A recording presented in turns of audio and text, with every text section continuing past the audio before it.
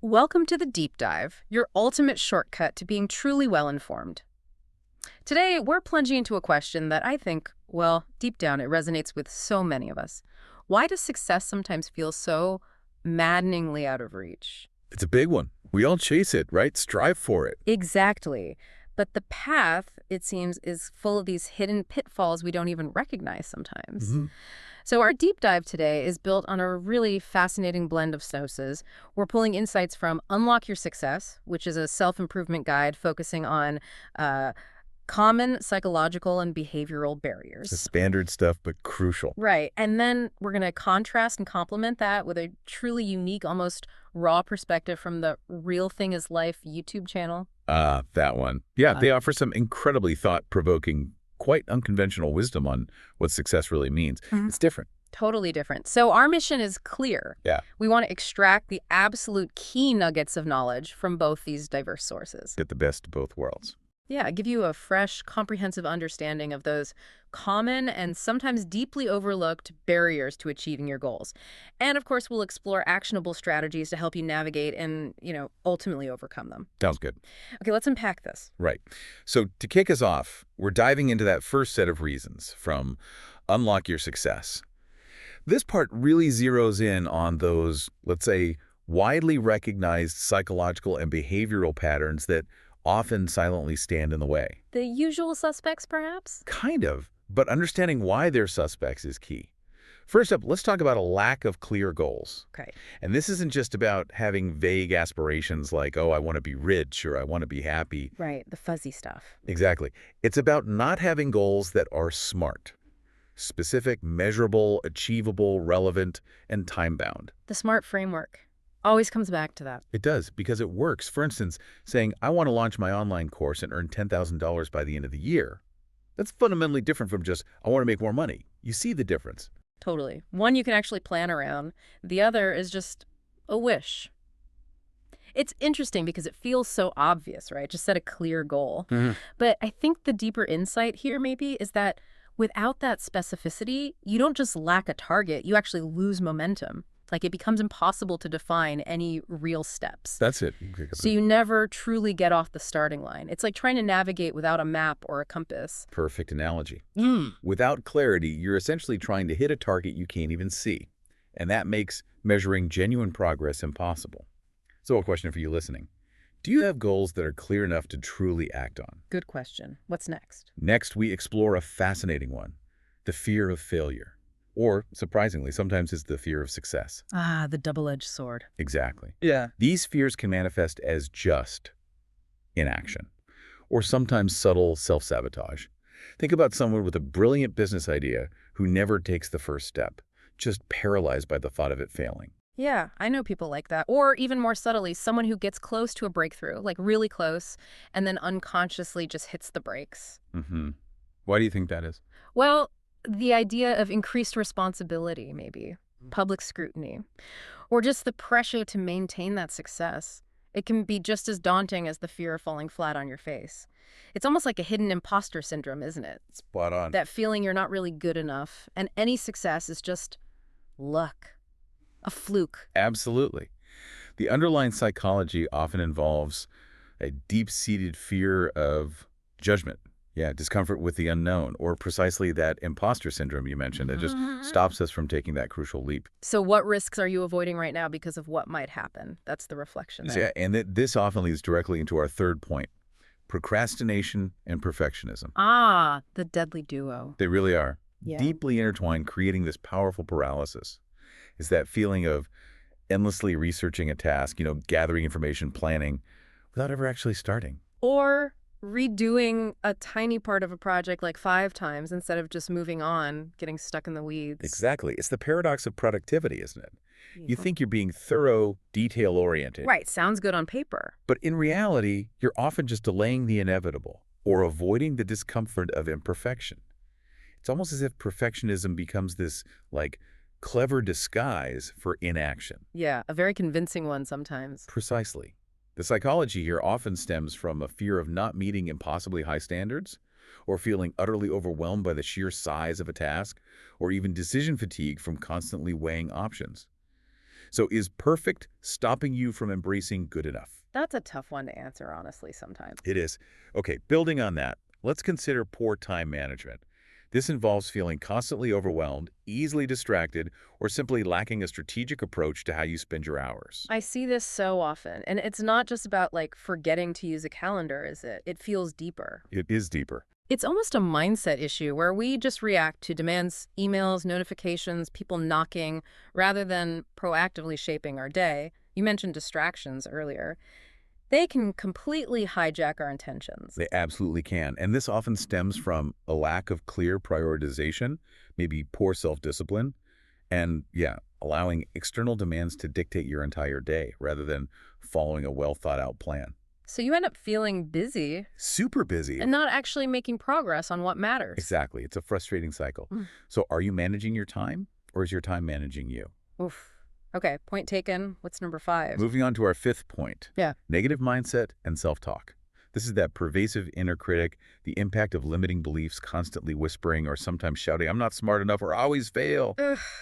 That internal dialogue can be incredibly destructive. And it's not just a passing thought, is it? It can become a self-fulfilling prophecy. It really can. And it often connects to things like cognitive distortions, where our mind kind of twists reality, like catastrophizing, where you blow a small mistake completely out of proportion. Exactly, turning a molehill into a mountain. Yeah, creating that paralyzing self-talk. Precisely. These patterns are rooted in concepts like learned helplessness and those cognitive distortions you mentioned. Believing something bad will happen makes it more likely to occur. It's a powerful negative feedback loop. So the question is, what inner voice is holding you back, and is it truly serving your goals? Yeah, think about that. Okay, number 6, ignoring feedback and learning. This manifests as resistance to criticism or just a failure to adapt based on new information or past results. This one feels like a direct hit to the ego, doesn't it? It's hard to hear criticism, even when it's constructive. Very hard. But if we can't or won't adapt, well, we're kind of doomed to repeat the same mistakes over and over. It's like having a fixed mindset, right? Yeah. Believing your abilities are just set in stone and can't be improved. Precisely.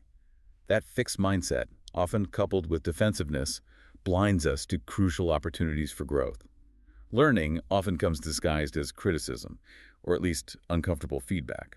So when is the last time you truly listened to feedback, even if it was uncomfortable? That's the challenge. Yeah, it's the challenge. Mm. 7th, we have isolation and a lack of networking. Mm. This is the pitfall of trying to do everything alone, missing out on invaluable opportunities, insights, support, just everything that arises from connections.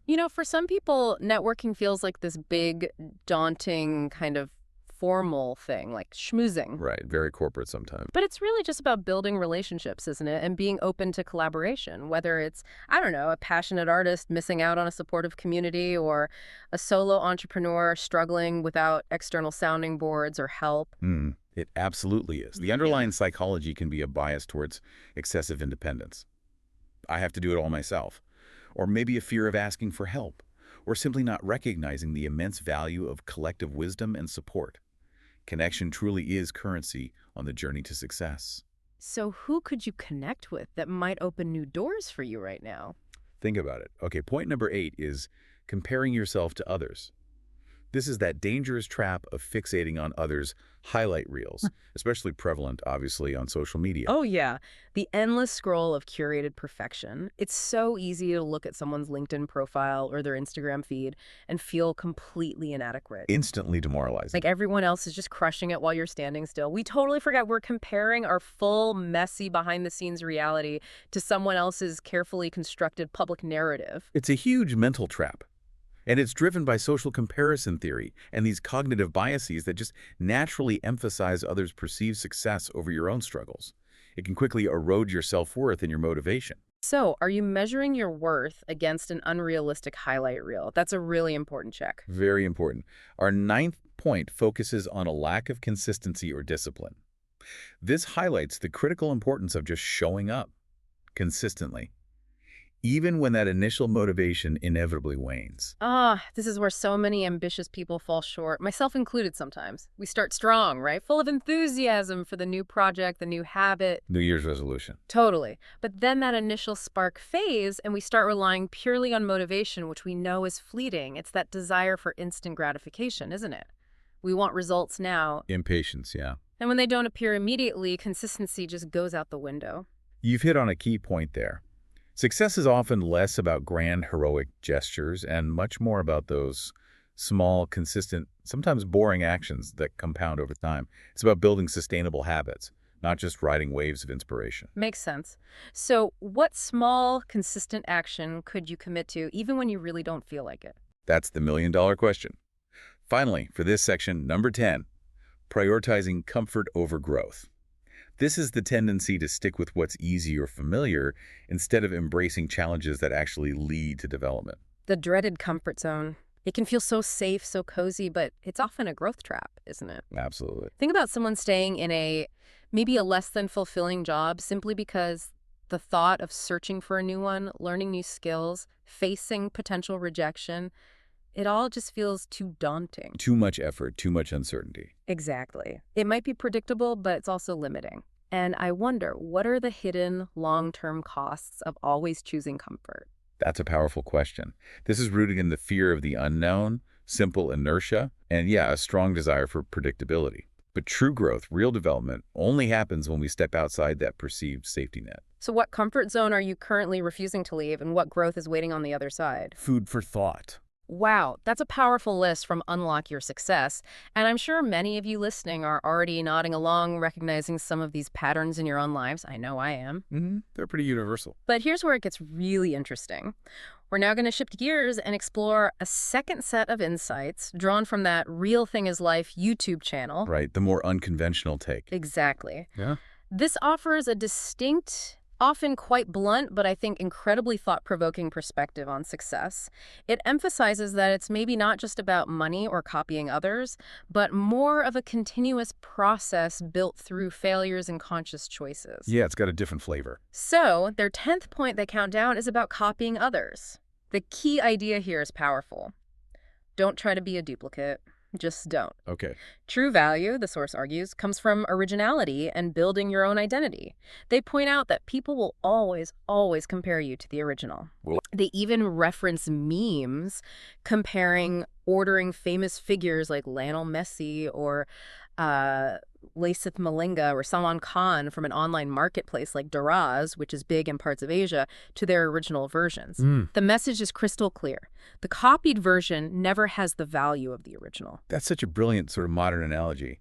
It speaks to the idea that while inspiration is good, maybe even necessary, Sure. duplication is fundamentally limiting. You simply cannot copy someone else's entire journey because their context, their struggles, their unique strengths, their years of failure that got them there, those are uniquely theirs. Right. You only see their current outcome, the highlight reel again. Exactly. You don't see the messy middle. Precisely. So instead of trying to mimic the lifestyle of an Elon Musk or a Mark Zuckerberg, the advice is to model the master, not the lifestyle. Ah, okay. What does that mean exactly? Study their strategic thinking, maybe their management techniques, how they overcame setbacks.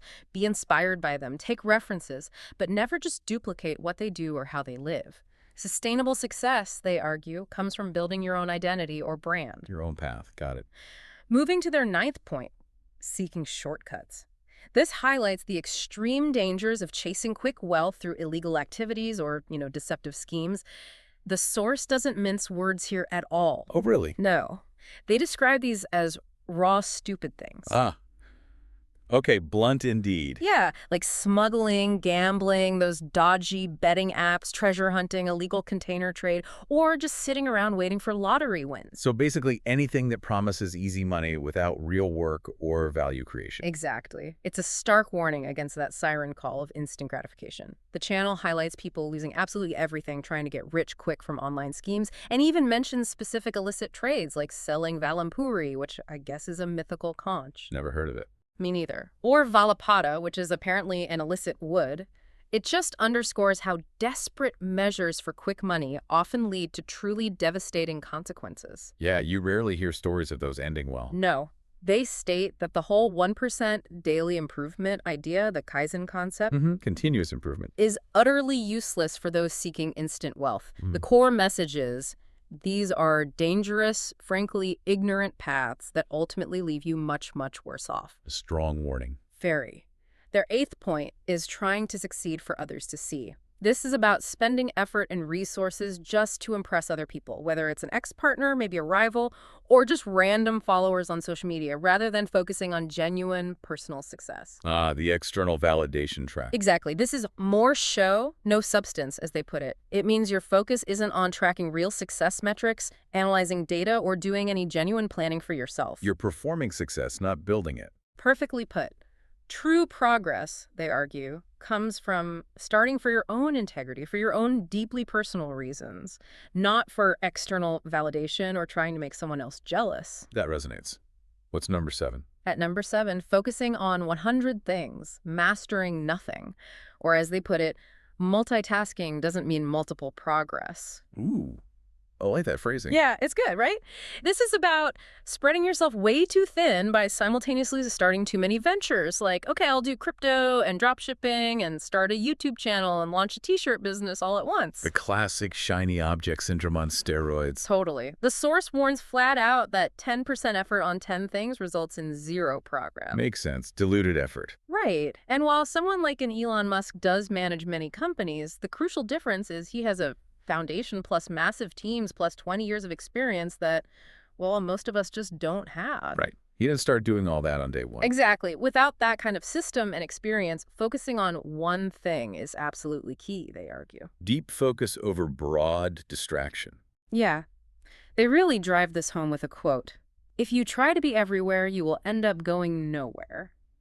They argue that many appealing new business ideas are actually just distractions pulling you away from mastery. So pick a lane and stay in it, basically. Pretty much. True success involves selecting one field and mastering it through consistent, deep focus. Sounds less exciting, but probably more effective. Probably.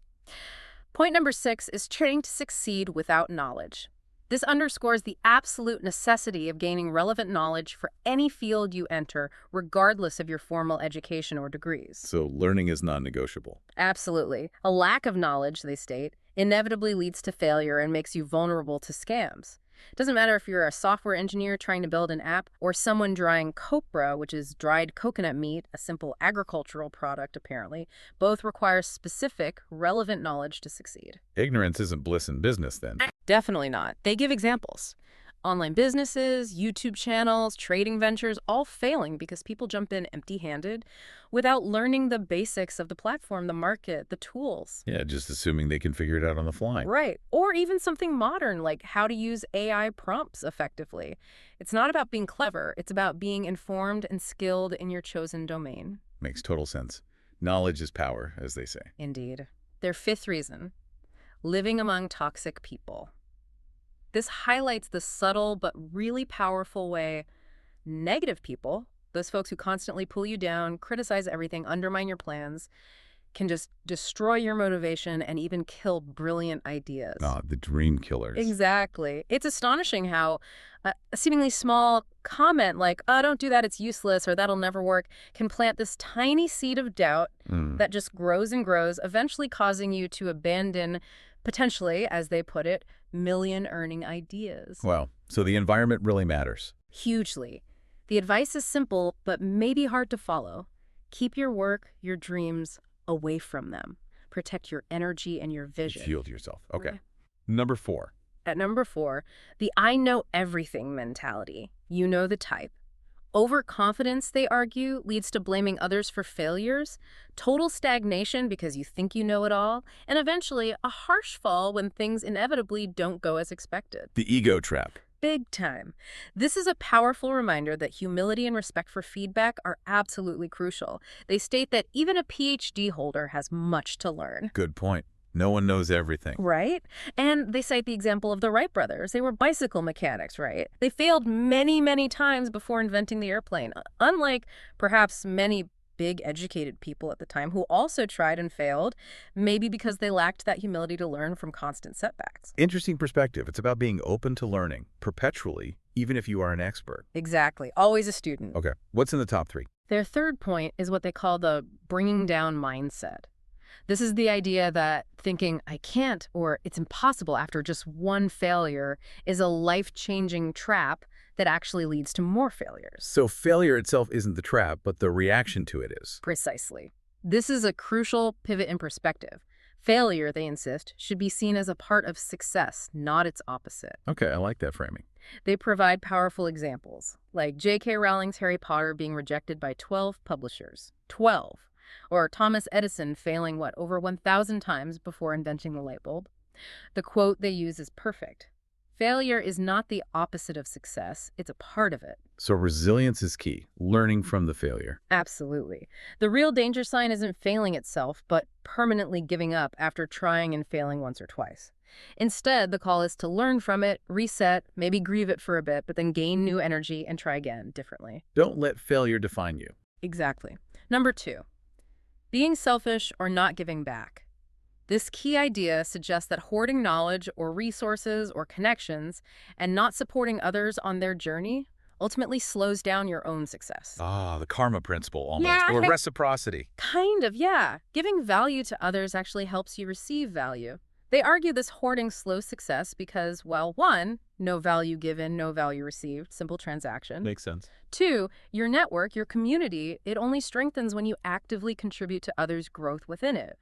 And 3, support, trust, goodwill. These essential things are received primarily when you give them first. You build social capital by investing it. Exactly. They call the real success formula simply give before you expect. Give knowledge, information, a helping hand, an introduction. And they state that growth equals teamwork plus contribution plus trust. It's about bidding support by being supportive. It's counterintuitive to the sort of lone wolf success myth, but it rings true. It really does. And finally, the number 1 most common and direct barrier, according to The Real Thing, is life channel. Only planning, no action. Paralysis by analysis again, but maybe even simple. Even simpler. Just not starting, having great ideas, massive plans, detailed spreadsheets, vision boards, but zero execution. Often due to fear of failure, perfectionism, overthinking, or just staying firmly planted in that comfort zone we talked about earlier. The classic, I'll start tomorrow. Exactly. That phrase, I'll do it tomorrow, is described as the only downfall to your success. Overthinking, they say, can make a small puddle seem like the Mariana Trench. Great image. Isn't it? A YouTube channel idea is utterly useless without publishing a video. A brilliant business idea is worthless without launching a product or service. A fitness goal means nothing without actually walking those first 100 meters daily. Action trumps ideas every time. Their powerful formula summarizes it perfectly. Success, 80% execution, 20% idea. The advice is blunt. Don't overplan, just start. Start small, but start now. Get that momentum going. Wow, that's quite a list too. Very direct. It's fascinating, isn't it, how many common threads actually emerge when you synthesize insights from seemingly different sources like these. Yeah, one's more like traditional self-help, the other is way more street smart, maybe. Right. But both the self-improvement text and the unconventional YouTube channel, they ultimately point towards some powerful, actionable solutions for success. Okay, so let's pull those threads together. What are the big takeaways? Well, firstly, and maybe most centrally, it's about reframing challenges as opportunities.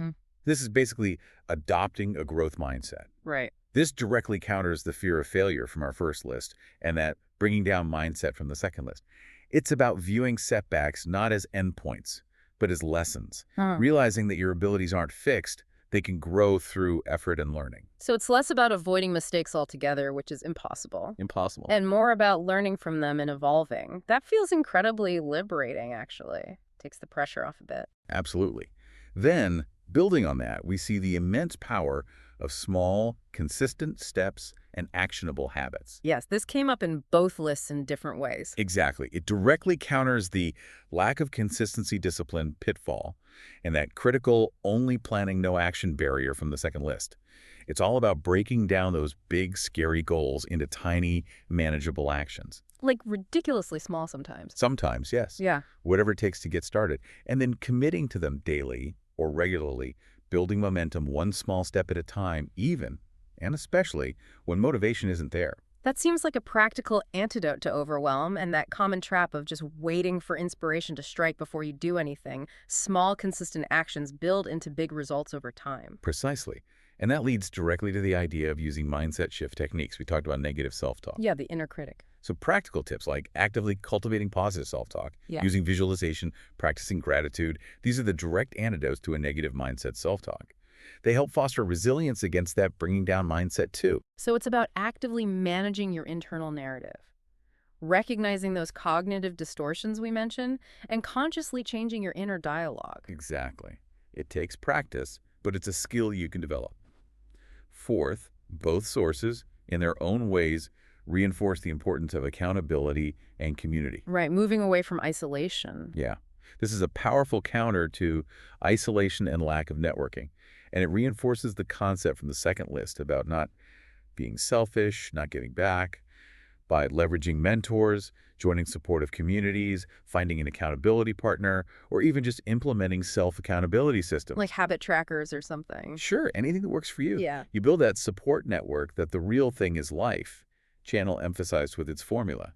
Growth equals teamwork plus contribution plus trust. So it's not just about what you do in a vacuum, but who you surround yourself with and how you contribute to that ecosystem. It's about symbiotic growth, not just solo achievement. Precisely. Beautifully put. And finally, pulling several threads together, we find the profound importance of embracing authenticity and deep focus, coupled with continuous relevant learning. Okay, break that down. This synthesizes insights from copying others, trying to succeed for others to see, and focusing on 100 things, mastering nothing. The key message emerging here is build your unique identity. Don't be a copy. Be original. Act with integrity for yourself, not for others' approval. And deeply focus on one or two key areas to achieve genuine mastery, rather than scattering your energy across countless distractions. And the learning part. That connects to trying to succeed without knowledge and avoiding the I know everything mentality. Never stop acquiring relevant knowledge. Stay humble, stay curious, learn from feedback, learn from mistakes, learn from others. So it's about finding your unique path, committing to it with integrity and focus, and fueling that journey with continuous learning. That's a truly actionable framework right there. That's the synthesis, yeah. Wow. That was an incredibly dense and really insightful deep dive. It's clear that while the reasons for not achieving success can feel overwhelming, maybe just being aware of these barriers, these 20 potential pitfalls, that's the crucial first step toward overcoming them. Awareness is key. It's about shining a light on those hidden obstacles, the things that might be tripping you up without you even realizing it. Absolutely. And maybe that leads to a final thought for everyone listening. Given all these insights we've just discussed from both sources, what is one uncomfortable truth about your current approach to success that you are now ready to confront and change starting today? Ooh, that's a provocative question. A challenge, really. And we want to hear from you. What's your biggest barrier that resonated most from this deep dive? Or what surprising insight really struck a chord? Share your thoughts. Let us know. Until next time, keep exploring, keep learning, and keep diving deep.